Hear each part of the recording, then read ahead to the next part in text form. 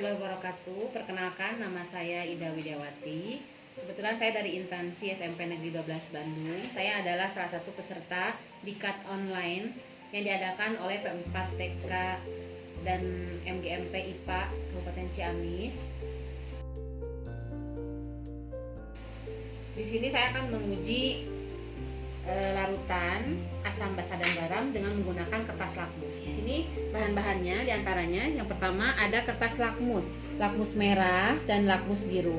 Kemudian ini namanya plat tetes karena sekarang lagi PJJ saya gunakan yang ada di rumah saja. Kebetulan ini saya punya. Ini ada plat tetes namanya ya. Kemudian ini ada larutan lemon. Ini di sini ada larutan sabun. Kemudian ini ada larutan air garam. Oke. Yang pertama akan kita lakukan, kita uji dulu di sini bagaimana sifat larutan asam basa dan sifat asam, sabun dan garam ini apakah termasuk larutan asam, basa atau netral gitu ya. Di sini kita potong dulu kertas lakmus merah, kita simpan di masing-masing. Di sini lakmus merah kita simpan di air lemon, kemudian di sini air sabun, satu lagi simpan di air garam. Kemudian lakmus biru sambil potong kecil simpan juga di di air lemon, ini di air sabun, satu lagi lakmus biru di air garam. Apa yang akan terjadi jika kita beri tetesan lemon? Kita akan uji masing-masing apa yang akan terjadi jika diberi tetesan air lemon pada lemon ini. Apakah ada perubahan warna? Mari kita lihat. Kita beri kurang lebih 2 tetes.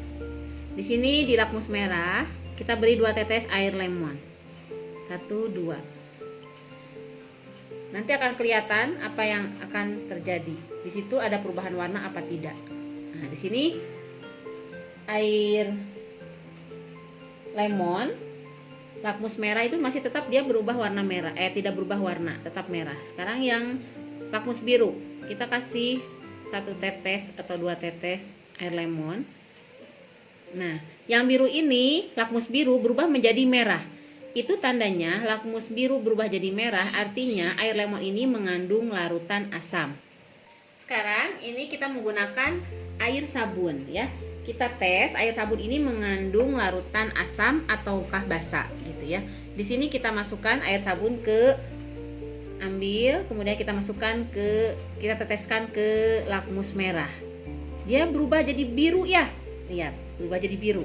Sekarang bagaimana ke lakmus biru? Kita perhatikan. Pada lakmus biru ini tetap warnanya biru. Artinya air sabun ini dia bisa mengubah lakmus merah menjadi lakmus biru. Dan artinya sabun ini mengandung larutan basa. Sekarang yang terakhir, yang ketiga, saya akan menggunakan larutan air garam. Di sini akan menguji larutan air garam. Kita teteskan ke lakmus merah, kemudian kita teteskan ke lakmus biru. Bisa dilihat, di sini tidak terjadi perubahan warna. Merah tetap merah, biru tetap biru setelah dikasih larutan air garam. Ini tandanya larutan air garam itu mengandung larutan netral. Gitu ya. Nah, di sini kegunaan daripada kita menggunakan kertas lakmus ini, kegunaannya itu adalah untuk mengukur pH ya. Nanti kita belajar untuk percobaan yang akan datang. Sekarang kita akan lakukan percobaan yang kedua. Masih sama seperti percobaan tadi yang pertama. Kita akan menguji larutan minyak kelapa. Di sini air sabun masih tetap, kemudian saya tetap menggunakan lemon. Akan menguji menggunakan kertas lakmus merah dan lakmus biru. Apakah ketiga larutan ini bersifat asam atau basa? Baik. Sekarang kita akan lakukan yang tadi pada percobaan pertama kita kan sudah melakukan ya untuk air lemon dan air sabun. Dan ini hasilnya sudah ada yang tadi pada percobaan pertama. Kemudian sekarang kita akan lakukan tinggal 1 pengujian saja pada minyak kelapa. Di sini kita gunakan kertas lakmus merah, kita potong, simpan di plat tetes. Kemudian lakmus biru kita potong, kita simpan di plat tetes. Sekarang saya akan menguji dengan menambahkan minyak goreng ya. Di sini minyak goreng kita kasih kasih lakmus merah di plat tetes. Ini lakmus biru. Kemudian kita teteskan minyak kelapa ke lakmus merah. Perhatikan apa yang akan terjadi di lakmus merah. Kemudian kita teteskan dengan menggunakan plat tetes. Di sini saya menggunakan sedotan ya, karena saya di rumah tidak ada pipet. Di sini lakmus biru.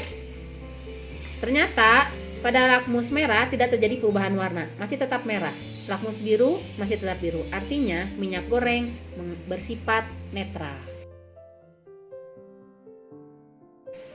Oke, baik. Kesimpulan kali ini sama dengan percobaan yang pertama tadi. Untuk air lemon, di sini yang berubah warna itu adalah pada lakmus biru, berubah warna menjadi merah. Artinya air lemon bersifat asam. Kemudian air sabun, di sini lakmus merah berubah jadi biru. Artinya air sabun mengandung bersifat basah. Yang terakhir tadi ini minyak goreng. Minyak goreng tidak ada perubahan warna pada lakmus biru dan lakmus merah. Artinya minyak goreng bersifat netral. Baik, percobaan kedua sudah selesai. Selanjutnya kita akan lakukan percobaan yang ketiga.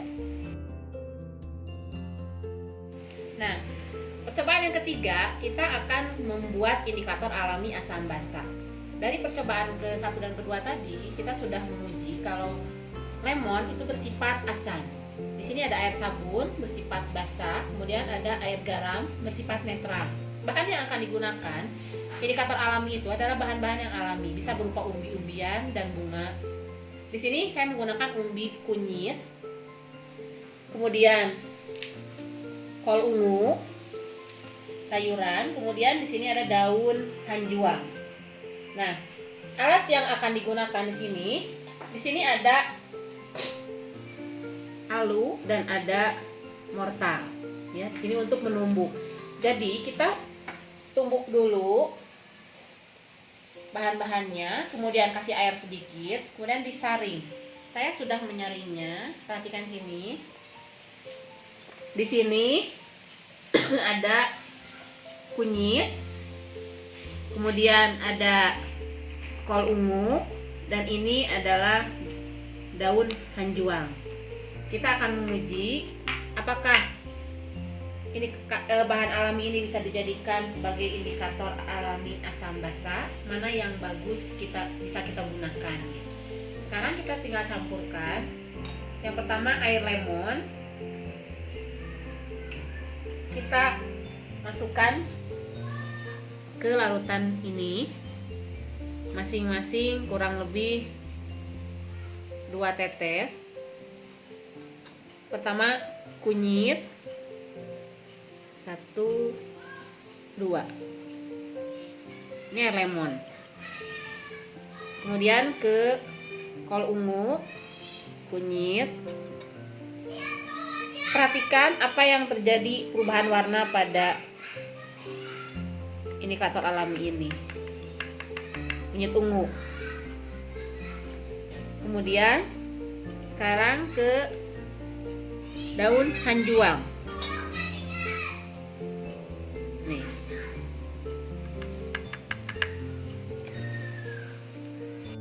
Sekarang kita beri air sabun. Ini sebagai larutan basah ya, air sabun. Air sabun kita teteskan ke kol ungu. Kunyit dulu deh. Air sabun kita tadi ini lemon ya, asam ya. Sekarang bagaimana kalau larutan basah air sabun kita ke kunyit? Sama ya, seperti tadi ya, 2 tetes. Ini perubahan warnanya ya. Oke.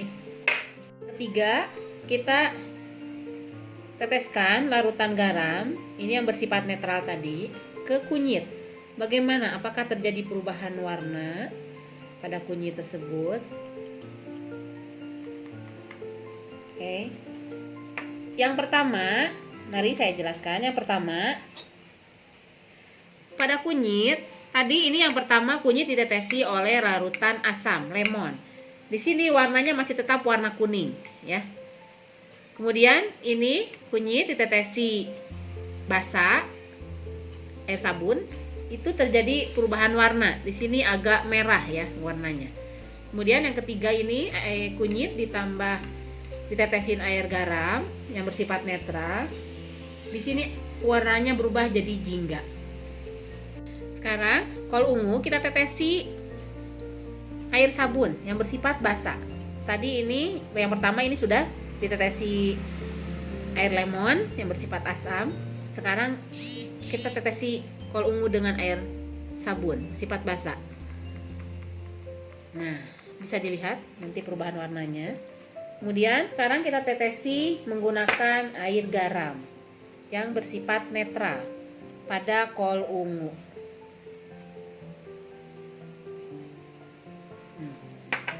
Oke, kita simpulkan, kita lihat pada kol ungu terjadi perubahan warna yang sangat drastis ya. Ini tadi kol ungu ditetesi oleh larutan asam lemon berubah warna jadi merah muda. Nah, sekarang yang kedua ditetesi dengan air sabun larutan basah, dia berubah menjadi warna nila. Kemudian yang ketiga di sini ditetesi oleh air garam yang bersifat netral, dia berubah warna jadi merah muda tapi agak gelap ya. Baik, sekarang tinggal yang daun hanjuang. Sekarang daun hanjuang ini tadi udah ditetesin air lemon, dia berubah warna ya. Kemudian sekarang yang kedua kita tetesi dengan menggunakan air sabun larutan basah. Bisa dilihat perubahan warnanya. Yang ketiga kita tetesi dengan menggunakan larutan yang bersifat netral, air garam. Nah, ini bisa dilihat perubahan warnanya ya. Ini yang ditetesi oleh air lemon, dia berubah warna jadi warna apa ya ini ya, kayak hijau kecoklatan gitu ya. Kemudian ini yang ditetesi larutan basah, dia hijau tua. Yang ditetesi oleh larutan garam yang bersifat netral, dia berwarna hijau. Baik, dari hasil percobaan yang ketiga ini bisa saya simpulkan, tidak semua indikator alami bisa kita gunakan untuk membedakan larutan asam yang bersifat asam dan basa dan garam. Di sini yang terjadi perubahannya itu terjadi pada kol ungu. Ketika kol ungu diberi larutan asam, dia berubah menjadi merah muda. Kemudian ketika kita beri larutan basa, di sini juga kelihatan perubahan warnanya. Yang terakhir diberi larutan garam yang bersifat netral, di sini juga terjadi perubahan warna jadi jingga. Jadi di antara ketiga indikator alami ini tidak semuanya bisa kita gunakan. Yang paling baik kalau menurut saya dari hasil percobaan ini yaitu bisa kita gunakan kol ungu. Baik, dari ketiga percobaan ini terima kasih banyak sudah menonton percobaan yang saya lakukan. Semoga bisa bermanfaat. Selama PJJ ini kalian bisa menggunakan bahan-bahan dan alat-alat yang ada di rumah. Kalau tidak ada mortar dan alu bisa menggunakan mangkok ya, bisa menggunakan mutu gitu ya. Jadi gunakanlah alat dan bahan yang ada di rumah. Baik, terima kasih banyak. Sekian percobaan dari saya. Wassalamualaikum warahmatullahi wabarakatuh.